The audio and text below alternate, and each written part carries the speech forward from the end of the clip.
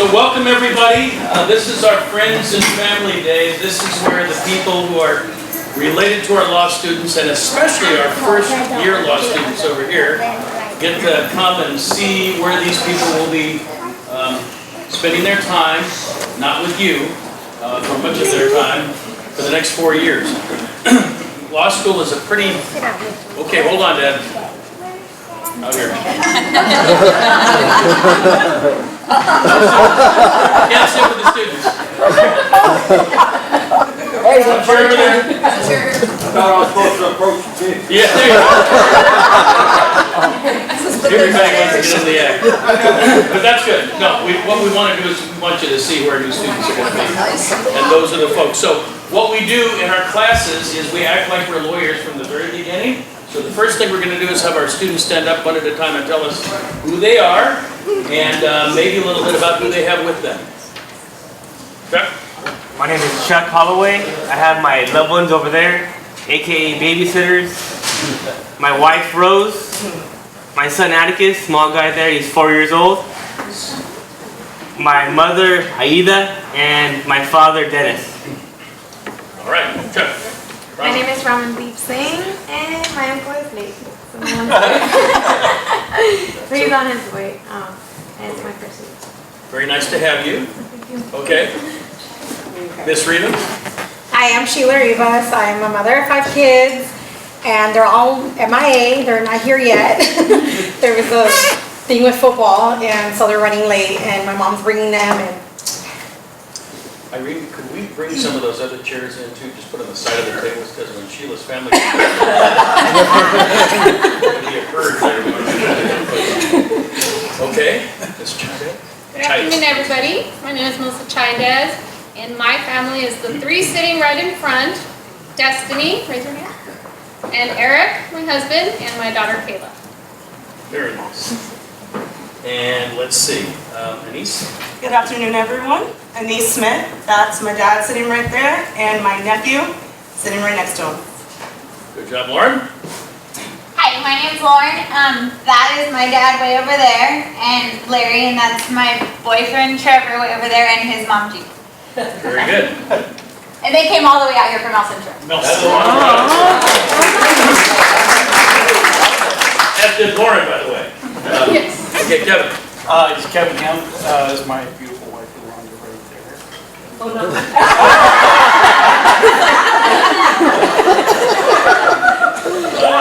I'm the old man in the group, but 4 kids. They're grown up out of the house, so I'm starting my second career.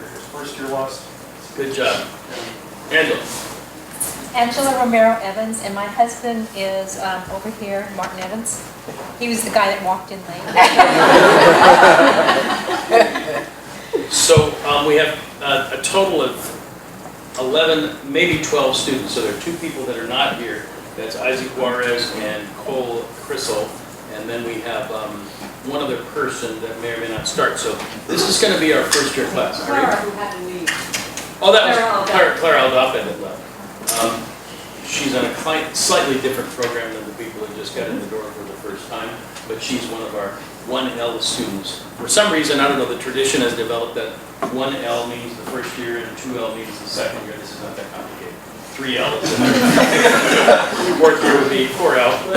So that's lawyer talk for you.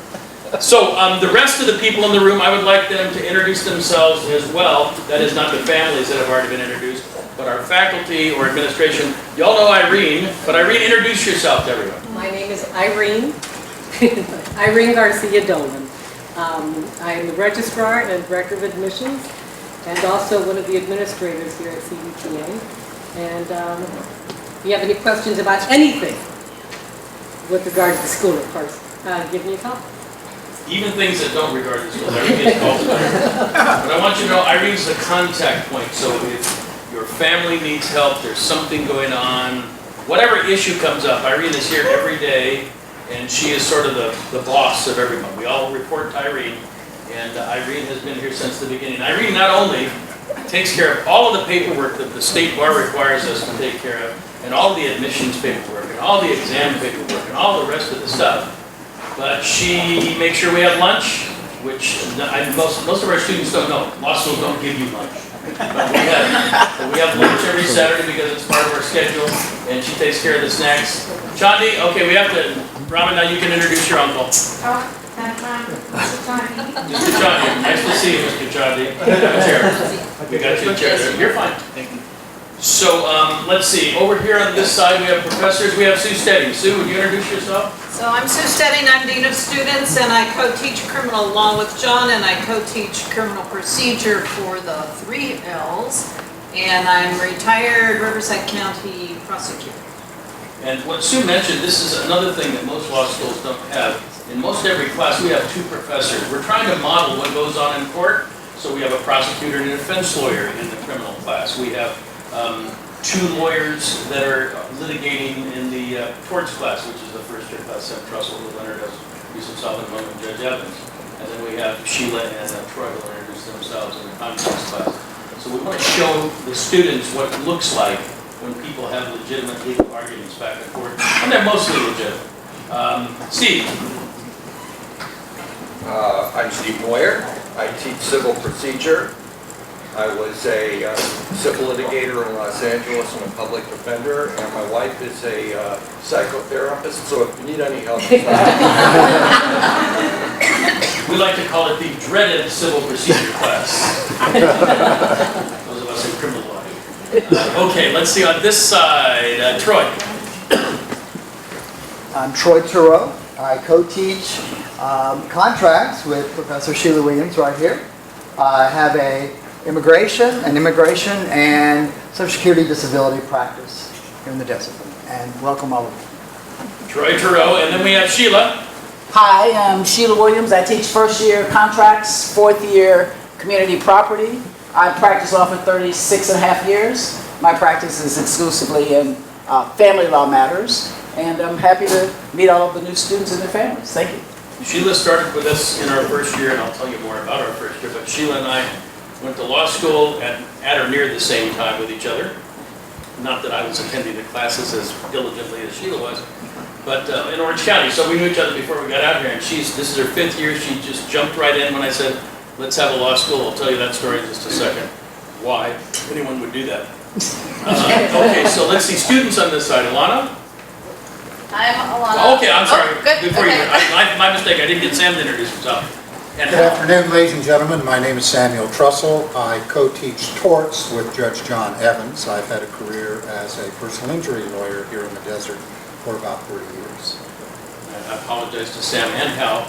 I'm very glad to have Sam. Sam comes from a rich tradition of personal injury plaintiff work, and then Judge Evans comes from a rich tradition of working for insurance companies to try and not pay you that much. And together they teach our students torts. Now, Hal, would you introduce yourself? Yeah, I'm Hal Hopp, and I don't practice law.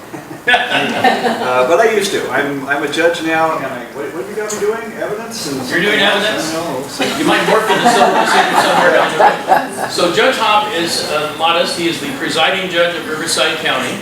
He will have that job until the end of this year. He's been doing that. This is almost 2 years now. Judge Hopp is emblematic of all of the people, Sam and Sheila and the other Steve Moore, that have introduced themselves. We have one of the finest faculties literally in the state of California, and it's only because our local bench and bar are willing to come and teach our students. They are not full-time professors. They get paid a miserly sum just so we can keep the law school open. They all go to court and preside over cases or practice law during the day, and they come out of their own goodness and desire to pass along to the people that are entering our profession what we've all learned over the last how many ever years we've been practicing. Did I miss any other professor here? I don't want to make the same mistake twice. Now, Alana. Okay, I'm Alana Eidkoff. This will be my 4th year in law school, so this is my last family and friends. So I brought my entire family this year. So I'm very excited that I am going into my senior year in law school. For the 1Ls, I know that we always have given advice, so I will start since I'm the first law student.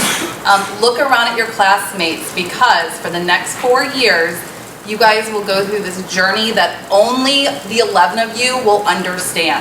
So you will have to crutch each other, cry with each other, learn together, be excited together.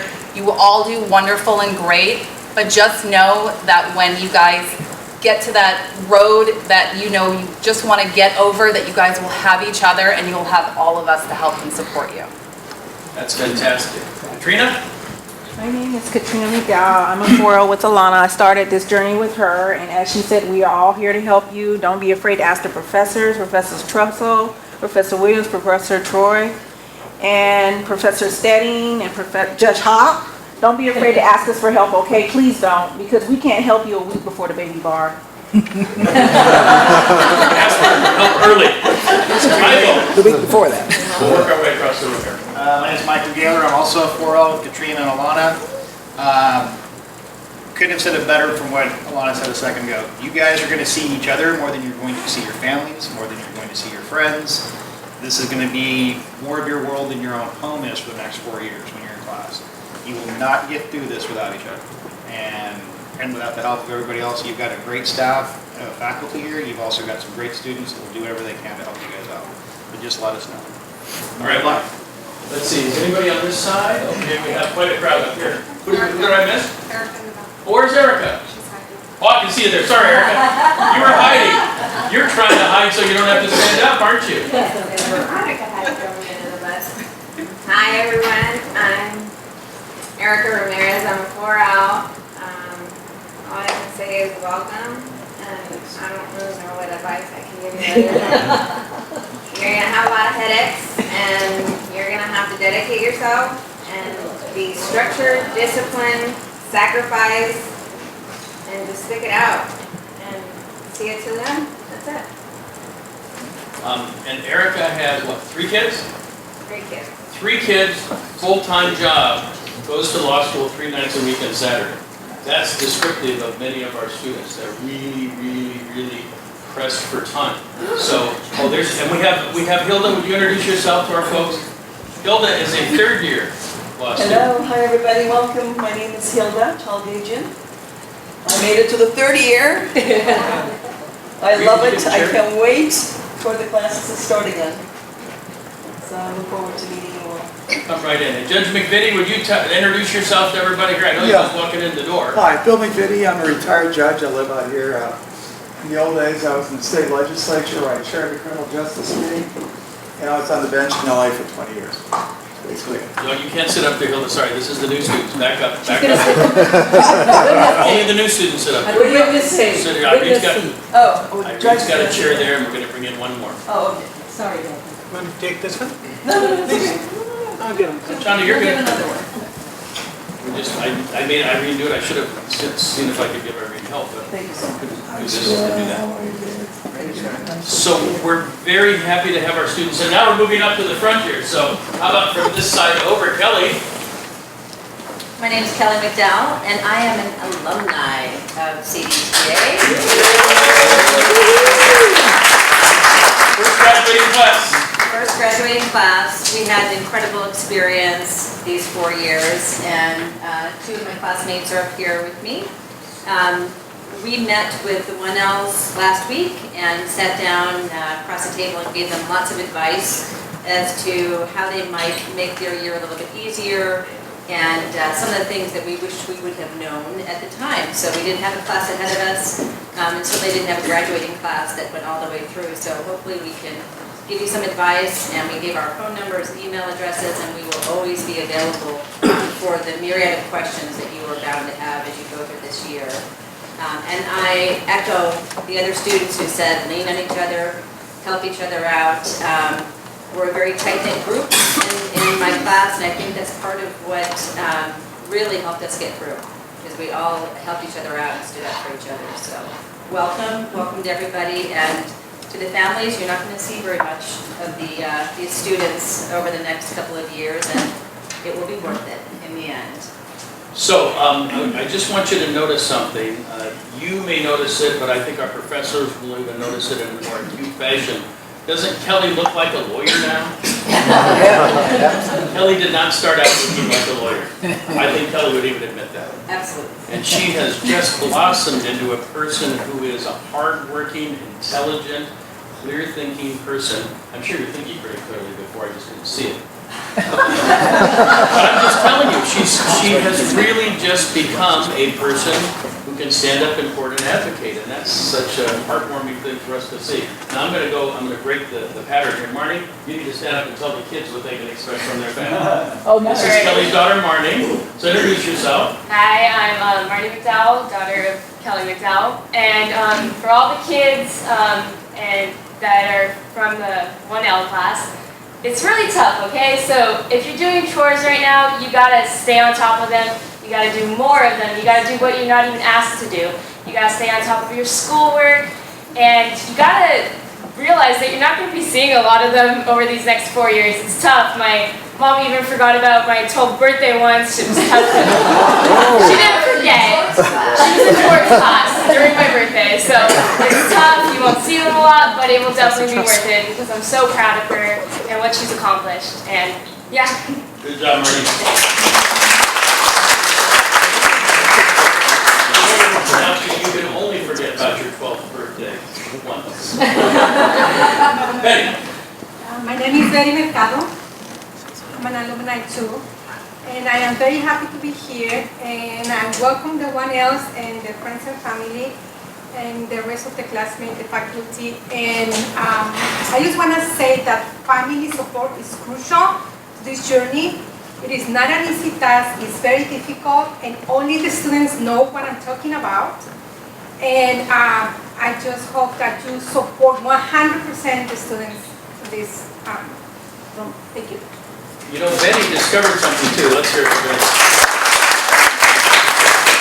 I never thought of this, but several of our students are Spanish as a first language students, and Betty helped to tutor one of our students who was not quite getting things, and she explained the case law and the elements and the things that were relevant to the case in Spanish to the student, and then once the person digested it, they could turn around and do it in English. And I don't know if anybody's ever done that before, but I'm telling you, it was something we discovered, so we always think about that every time we have a Spanish speaker. And Betty did that. Betty was a lawyer in Mexico before she came here, and she decided to come to law school for 4 years rather than try and just come and take the attorney's bar exam. And Betty is a phenomenal example of someone who's diligent. She has kids that are in college now, and she is just a marvelous example of someone who can handle this very strenuous schedule. Okay, Veronica. My name is Veronica Rees, and unlike many of the 1Ls that I can see, when I started as a 1L, I probably wanted to drop out because I hated the fact that I had to stand up and speak. I could not do it. And after 4 years of it, I felt much more comfortable. So you guys are one step ahead of some of us. I think for me, I was married, having kids. It was tough. I'm an organizer. I like to take control of things. It was hard for me to let go of that control. Give people things to do, let go of things to do. You know, hard to let your children grow up without you. It was tough, but at the end, you know, we see the result and they see the hard work. Staying up late, getting out of, this was my work schedule. This is what I meant by saying, put in the work. I would go to work full time, get up, get here to class, get out 5:30, come to class 6. Our first year was 6 to what, 10 o'clock. I would go home, take about an hour, and I would study. That's when I had my reading time. It was from 11 to 2 o'clock in the morning. Get up 6 o'clock, 6:30, every day for home. So it's tough. Do the work and you will get by. And you have us, you have the 4 hours, you have the 3 hours. And I don't think you will ever, any other school has that. And we are all here, made this time for you guys, and we will do everything we can to get you guys through. Great job. Great job. And this is the person who was afraid to stand up and say anything in her first class. And none of the people in our first class here had any problem like that. When we asked them to introduce themselves, they stood up. So they don't have that issue. But you can see Veronica has made excellent progress. So I just want to say a few more things, and then we can visit a little bit together, and then You will see the people that your friends and loved ones will be spending their time with. And hopefully the message has been presented that this is hard and it takes a lot of time and a lot of effort. Yes? There's one gentleman we did not introduce. Oh, is that the middle son? The youngest son. The youngest. Sir, would you like to introduce yourself?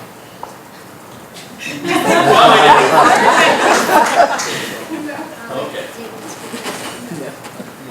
Good job. So, Jonathan, I will do it for him. It's Jonathan, he's now, he'll be 10 on Tuesday. So,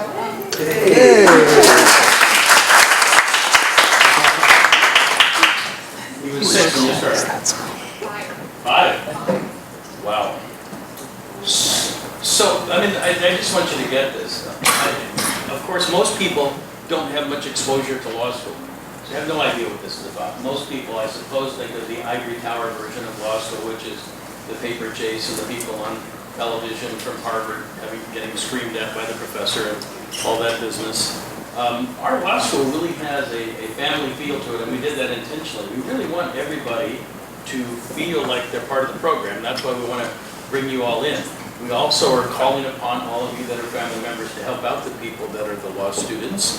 And, you know, if you didn't know where they were coming and who they were spending their time with, you might get a little bit annoyed about it, thinking you're not getting the attention that you should be getting. And unfortunately, you won't much for the next 4 years, although that's, I don't want to state it to the extreme. So we are family oriented, and literally our principles, I won't even tell the joke until later. Family first, really, seriously, family has to come first, and then profession, and then community. But during law school, the family first part has to be very well organized, because Tuesday, Wednesday, Thursday night from 6 to 9:30, we mercifully gave an extra half an hour off. And Saturday from 8:30 in the morning, and that means we start at 8:30, that doesn't mean we get here at 8:30. It means we start at 8:30 and we go till 2:30 or 3 in the afternoon. People are devoting their time here. And then Sue Steady would tell you need to study, was it 10 hours every hour in class? Absolutely. I say 1 hour out for 1 hour in, but Sue says 3 hours out for every 3 hour in, but we have a compromise somewhere. There's a lot of things to read, and a lot of studying to do, and it's really hard, and you really don't want to do it sometimes. And one of the reasons I was just telling some of our 1Ls why we have our people come down on Saturday is because people will not, on their own, practice their essay writing. There will be every excuse in the universe. You will have something to do. Something will come up. So we say, come here, sit down, we're closing the door, you're going to write for 3 hours. Because the way that you get approved to be a bar member is you write for hours and hours and hours at the baby bar exam and at the big bar exam. So most schools don't do this, but we know that's the only way we're going to get you through. And so that's why we do it this way. So we definitely are family oriented, and at the same time, I know it sounds like a little bit of a contradiction, you have to really organize your family time, because there's not that much of it. And then our profession comes next, and we really expect everybody here to learn how to be a professional. Many, many lawyers have never gone to a courtroom before they graduated and passed the bar exam. They find out about it afterwards. And this is a law school that is unique. I think we're unique in the country. I think we're the only law school in the country that is dedicated to trial practice. Although you don't have to be a trial lawyer, you can't get out of here without learning how to be a trial lawyer. And in case you haven't had a chance to look, this is a trial courtroom. And I know you've seen enough TV to know that these people over here in the jury box, right? We've just modified the jury box so they can sit there as students and they can use the surface there to write and take their notes and have their laptops and all that. And where you are out there is the audience area for a courtroom. And these little walls here, we call it the bar. That's why they say when you take a bar exam, you can now pass through the bar. And only lawyers can, and that doesn't relate to you, Mr. Evans. I stopped you, but not because of that. But normally, only lawyers can walk through here and stand around in here. Now, there are some exceptions, like you can drag your client along when it's your case, etc. But this is a courtroom. Yes, sir? I have passed the bar. Have you? Yes, sir. I've never passed one, as they say. It's no joke. Well, I passed it a while ago. They did. Excellent. And you know where the judge sits? Everybody knows that. And this is where the witness sits. And then over in the corner, usually we have a deputy. We used to call them a bailiff. I think we call them deputies now. I don't know why, but we don't know why. Clerk stood over here, and this is ADA compliant, I want you to know. The room is big enough that they made us build a ramp. I don't know who's ever gonna walk up this ramp here, but we have a ramp, in case anybody does. In case we have somebody who's handicapped that needs to go up the ramp. So this is a trial courtroom. This is where trials take place. When you get finished, take a look at the first courtroom in the hallway on the left. That's what they call an appellate courtroom. Appellate courtrooms don't have jury boxes because they don't have juries. Appellate courtrooms just have judge, we call them justices in the California system, who listen to arguments based on a transcript that's prepared by the court reporter who sits over here and decide legal issues. And it's a group of judges. It could be 3, it could be 5, it could be 7, as in the California Supreme Court. It could be 9, as in the United States Supreme Court if we had 9 justices. Right now we have 8. And so it's just about law stuff. It's a totally different part of the law, but it's mostly what we study about in law school is what the appellate courts wrote about, because it helps us to learn the law. And at the far end of the hallway is a federal courtroom. The federal court deals with, obviously, federal law, and it's laid out differently, slightly differently than state courtrooms. And it's intended to be a trial courtroom, but I ran out of space in the building. So we have a big frame there, and we're painting a jury on the wall. So we don't have a jury box, we're painting a jury. And if you look at some of these pictures, there's one of the, well, over there are 2 pictures. A guy named Terry Flanagan drew some beautiful pictures of courtroom activity, and this is the jury before, and this is the jury after. You'll have to go out and see that sometime. And I'm going to ask Terry if we can use that picture and either have him come down and do it or have somebody else do it, so we'll have a beautiful picture. And I think we're going to have our first 11 graduates plus Irene on there. I'm not quite sure yet. There's controversy now about whose face should be on it. We might have to leave just the old traditional Terry Flanagan faces, I'm not sure. So we'll leave it with that. And then the middle room there that you can see is under construction is where we have our conference room and library. There's a big issue right now about how many library books you have to have because nobody uses library books anymore. We do everything online. So we have 2 libraries in storage, waiting for where we're going to put them. And we also have access at LexisNexis and Westlaw and other online stuff, and that's what we're going to be using. And there's going to be also a little conference area in the back. Each one of these courtrooms is designed to be set up for videotaping. So there's wiring above the front where the judge is, and there's wiring above the door in each one of the courtrooms and in the big room. And our intention down the road is to design this as basically 4 little internet television studios so that we can not only do our in-person law school, but we can broadcast law school to El Centro and Blythe and Victorville and places where it's a long way to go. I mean, Lauren's good enough to drive over here and back, but it's really hard for people. And we think somewhere down the road that's going to be a big supplement to what we're doing. So you take a look around at the building. I apologize, but we got occupancy in December.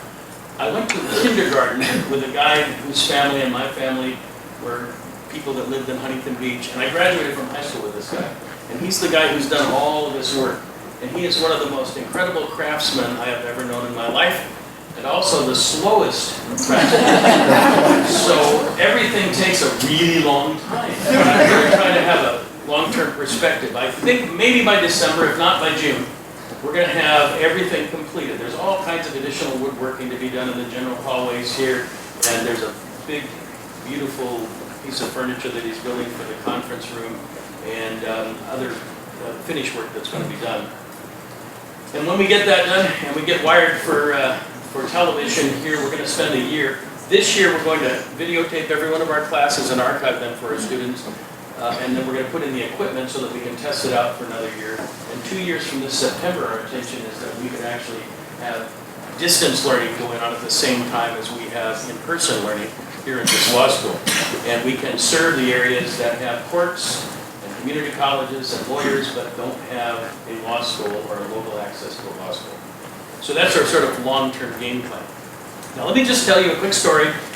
The students that have heard this before will probably be real thrilled about hearing it again, but I just want you to know how we ended up with this law school. When I was a brand new lawyer, I worked with a friend of mine who was my debate partner in college. And he was a really good lawyer and let me sit with him during about six or seven really serious trials before I even passed the bar. And so I went to work with him, and it was during the recessionary period in the 70s, 76, 77. And you know, was a little tight on money-wise, and so they couldn't afford to offer me a job as a law firm. And I said, look, just give me a car so that I look like I'm a lawyer. I mean, I got a beat-up Volkswagen. Could you give me a nice car and pay for it, and give me 50% of what I bring in? And then that'll be a good deal for you and a good deal for me. So my friend says, okay, fine. Well, I grew up in the bar business. I wasn't personally in the bar business, but my family owned saloons in Huntington Beach, in Sunset Beach, in Newport Beach. They owned liquor stores and all this. So I hired a limousine, and a couple of weekends I just went out and went to every bar for every bartender that ever worked in the family and passed out cards. And we started getting in business like you couldn't believe. And like the third or fourth month, I got paid more than the distribution to the partners on my 50% deal. And so my buddy came to me and said, hey, we can't do this. I said, what are you talking about? He goes, well, you got more than the partners. I go, well, yeah, but look what you got. You didn't have to do anything for it. He goes, no, we can't do that. I said, okay. So I got a couple of DA friends of mine that wanted to leave the DA's office, and we opened up our law firm. None of us had much experience at generating business, but I had a good start with the bartenders and stuff. So this guy comes in, and he was from San Bernardino County. Ray Youngquist, remember Ray Youngquist? Was his lawyer. And this guy had been convicted of writing bad checks. And his lawyer, Mr. Youngquist, did a hell of a job because he got an appeal bond for it. Now, appeal bonds are about as rare as hen's teeth. When you get convicted, normally you don't get to hang around and wait till your appeal gets processed. You get to go to prison. This guy got an appeal bond. So he comes into my office, and he says, will you represent me on this bad check case? Because I think that the lawyer that represented me before I got Mr. Youngquist didn't do a great job. And I said, well, sure. And so he gave me a check for $1,500. I took a check from a guy who was convicted of bad checks. This is what we learn as young lawyers.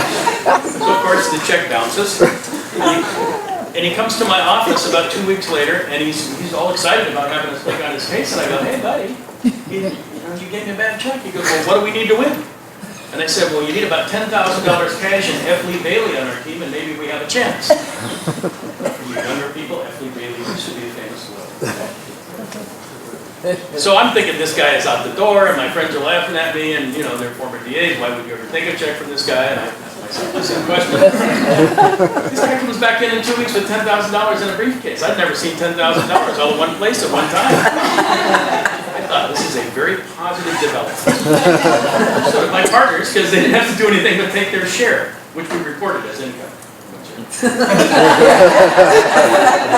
And then he says, you got an appointment with F. Lee Bailey up here at this Los Angeles firm here in another week or 10 days. And so he wants to meet you. And I go, oh sure, F. Lee Bailey would like to meet me, Mr. Master Goldman. Yes, okay, fine. So I went up there, I'm thinking this guy's just hustling me again. It's a big waste of time. And I'm sitting in this conference room, it's on the 10th or 12th floor.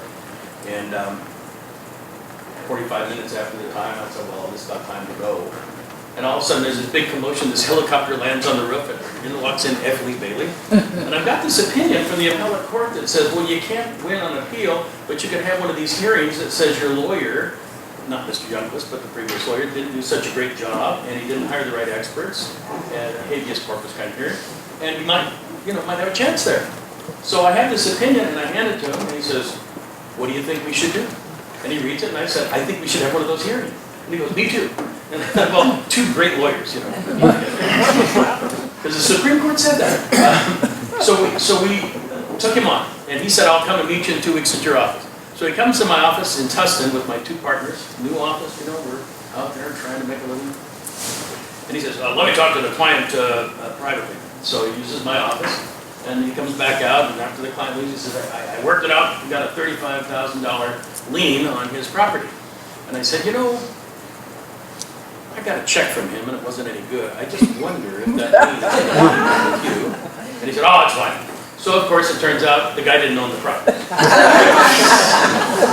So F. Lee Bailey told me for years at a time, you are the only guy that got paid more than me on a case like that. And I said, yes, I did. And there you go.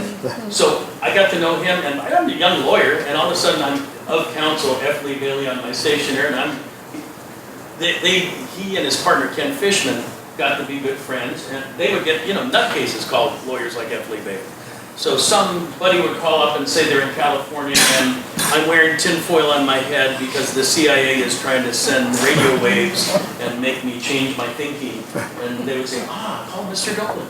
And so they would give my name, so I got to deal with a lot of net cases. But we had several cases together and very interesting experiences. And probably well known that he liked to have a drink or two from time to time, or maybe more. And he would always complain, there's no place to go to learn how to be a trial lawyer. Everybody has to go to law school and then figure it out later, and it's sort of dumb that we have this whole part of our profession. It's a small part of our profession compared to all the lawyers, but how come you can't go somewhere and learn how to be a trial lawyer? You can have one class in trial practice and that's it, and then you're stuck. So I always thought about that, and I thought, wonder what it would be like if you had a law school that was teaching people how to be a trial lawyer. But it's just one of those things that goes through your head. Then about, 8 years ago, a friend of mine, Milton Grimes, you might have seen Milton Grimes, he was the guy that did the Rodney King case, really good lawyer. We were office mates for a long time, and Milton was on the board of the Jerry Spence Trial Lawyers College. This is a big deal for trial lawyers to go to Jerry Spence Trial Lawyers College. So I called Milton, I go, Milton, can you get me in? And of course he says, can you pay for it? Yeah. Okay, then you can be in. So I went out in the middle of nowhere in Wyoming. I mean, your phone doesn't work. You have to climb a mountain to make your cell phone work. And for 3 weeks, I find out that I'm involved in psychodrama. I'm not just in there to learn how to do lawyer stuff. I'm going to sit around and cry with the other people in a circle for 3 weeks. I mean, I told everyone what happened. But in the end, he said the same thing. There's no place to go and be a trial lawyer. So I came back and I'm messing around here, and Sue Steady was going down to Riverside at the time. We were members of the Rotary Club, and she came back after retirement. And I said, Sue, can you want to go out to lunch so we can talk about having a law school? And Sue was just laughing on the outside and apparently on the inside even more. And so I said, what if we made a law school for people who want to be trial lawyers? What would it be like? So we messed around back and forth. And Julie Bornstein, if you know Julie, one of our local folks, she and I debated against each other in college. I debated against Chemerinsky too, by the way, and cleaned his clock several times. He was younger than me at the time, but that's only because of his parents. Anyways, and then Todd Tyro, do you remember Todd on TV here, anybody? Channel 2, CBS, anyway, he was here, he's a lawyer. And 2 or 3 other people, we sat around and we're making up stuff. What do we do, how do we do it? And then we contacted the state bar, and they said, well, go through this list of things. And I guess because we're out here in the middle of nowhere and there isn't any law school, they said, okay, you can have law school. So we said, okay, great. So we started, and that's why I think the people that started with us were so brave, because we didn't have anything. We had, yes, you can be a law school. We had no building. We had nothing. So we started out in the law library in the courthouse. They let us, we were wondering, what are we going to do? We don't have a library. Library, we could be there. There's already a library. We have tables. Nobody works at night there. What a great thing. So of course that worked great until about April when they said, we're going to take the library out. You got 2 weeks, get out. Okay. So then we went over to the ABC Recovery Center because David Likens at the time, their CEO, was on our board, and said, what if we built the wall and put in some tables? Could we have a classroom over here? So that worked. So we had a classroom at the ABC Recovery Center. And then we had 2 classes after the first year. We go, well, okay, one could be in the ABC Recovery room, but the room's not big enough to have 2 classes. What do we do? And then they had moved the law library down there on Madison, Monroe.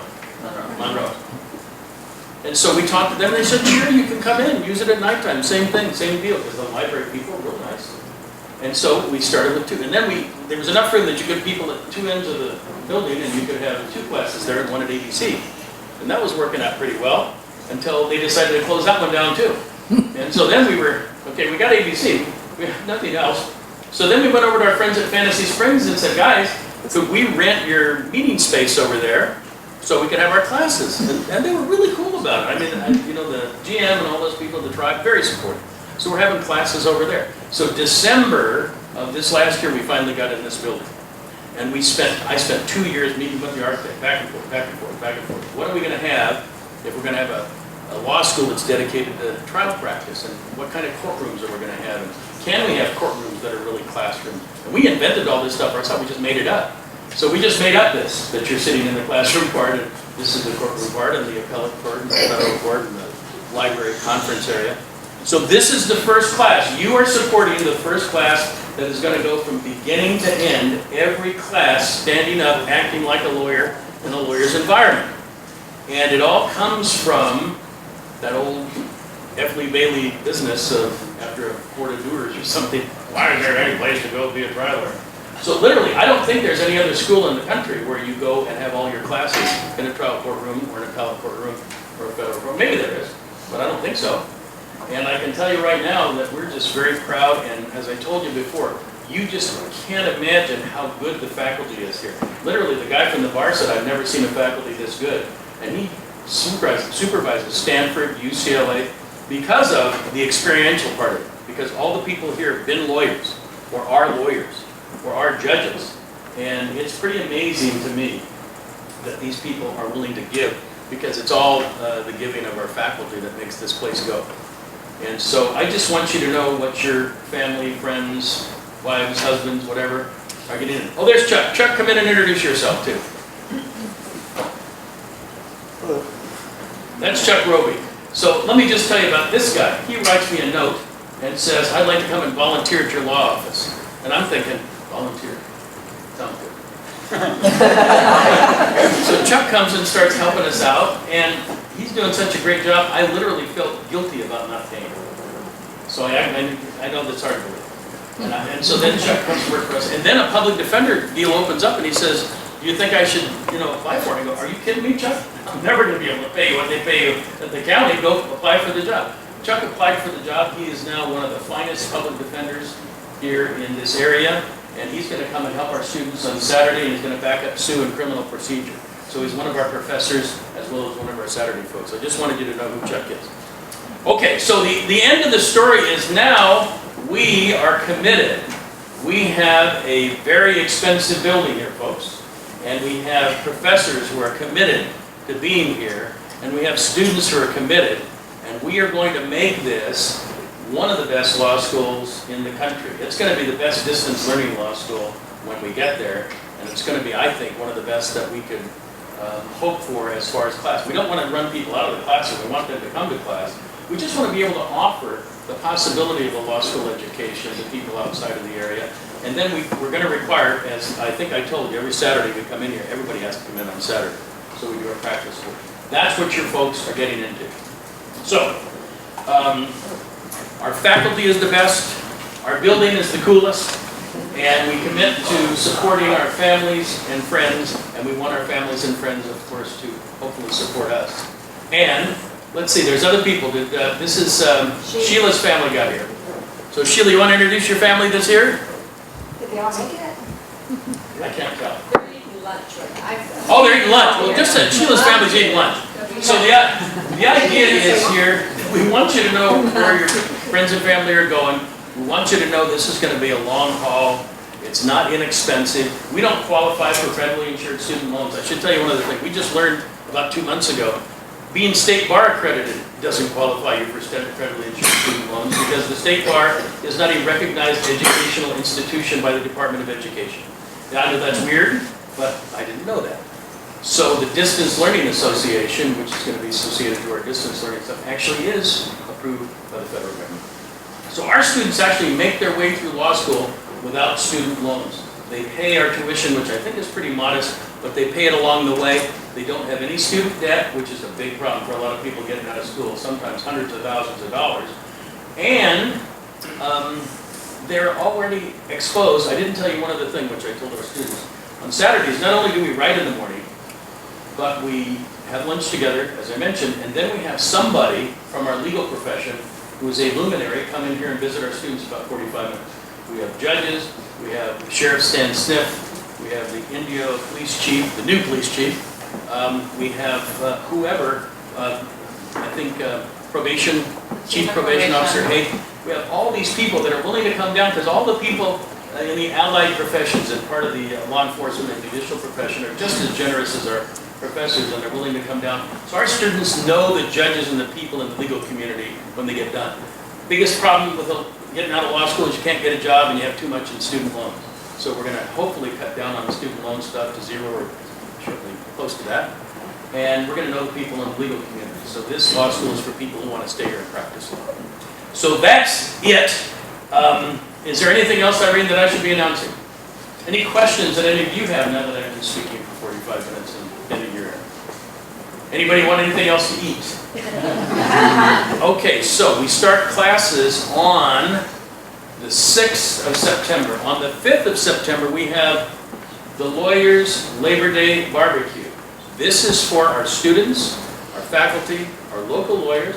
If you want to drag along a spouse or a significant other, you can do that. The idea is to have one last social event before we hit it hard the next night. Everybody here is invited if you want to come. It's at our house, so Irene will have a little flyer with all the information you need to get there.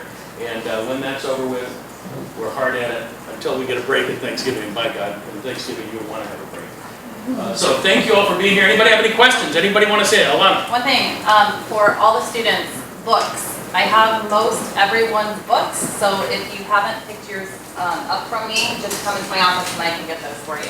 And where would your office be? In Dolan Law Office, over there. That's right. I moved my offices in here too because the expense of the building told me I didn't need to have two places. And we're not finished yet. You can come in and take a look at my office, but the actual finish work, we're doing the courtrooms first, and then the library, and then we're finishing our offices, and then the common areas. But we're just so, oh, Sheila. Yeah, just one comment. I teach contracts first night. Our syllabuses are ready for you to have with your books. And Professor Troy and I expect you to be prepared night number 1. There are 6 cases. Read them. I'll be calling. Thank you. And you'll have to stand up when you talk. I'm sure the Dean Stedding expects that you'll be prepared on night 2. Me, I'm half-half. We'll help you out the first time. All right, any other guests? Yes, I'd like you to meet Cole. Oh, Cole! Cole, Cole, come on up. Come on up and sit up in the jury box. So you can sit on the end there in the second row, Cole, but before you sit down, introduce yourself to us and tell us about you. And then, no, get up at the top. There you are. All right, before you sit down. Hello everyone, I'm Cole Kreisel. I'm from Blythe, California originally. And I graduated from UCLA last year, and I figured I'd take a year off before jumping into the legal field. So now I'm here, and I'm ready to get started with the whole learning process. Excellent, excellent, very good.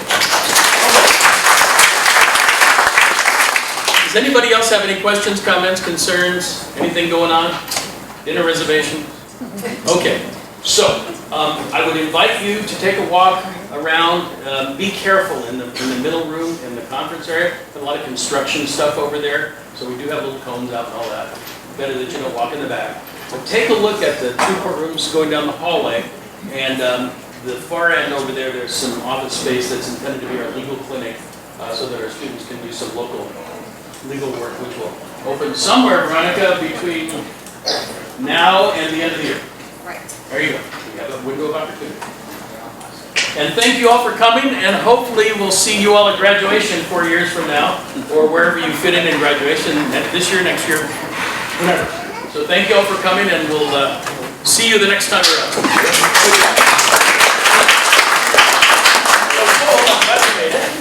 Have you met all these people? These are all your classmates.